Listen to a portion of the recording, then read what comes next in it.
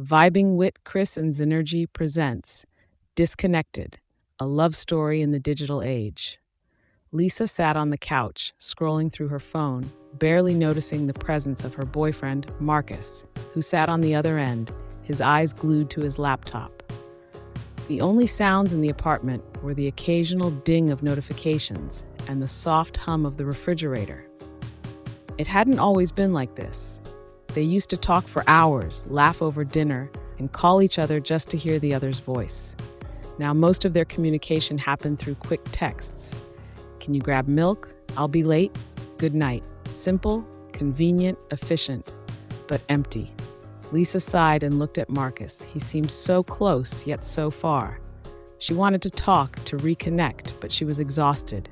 After a long day of emails, texts, and virtual meetings, the thought of more conversation felt like work. This was the new normal. In the 21st century, everyone was busy. Work didn't stop when you left the office. It followed you home through emails, Slack messages, and endless notifications. Socializing had become a series of text exchanges, heart emojis, and one-word replies. No one really had time anymore, not like people did back in the day. Lisa remembered how her grandparents used to sit on the porch, talking for hours about nothing and everything. Neighbors stopped by unannounced, and families ate dinner together without phones in hand. But now, people were always on the go. If they weren't working, they were scrolling. If they weren't scrolling, they were too drained to engage in real conversation. Marcus finally glanced up. "You okay?" he texted her. Lisa's phone buzzed. She looked at the screen, then at him. Instead of replying, she put her phone down and said, "Can we just talk like we used to?"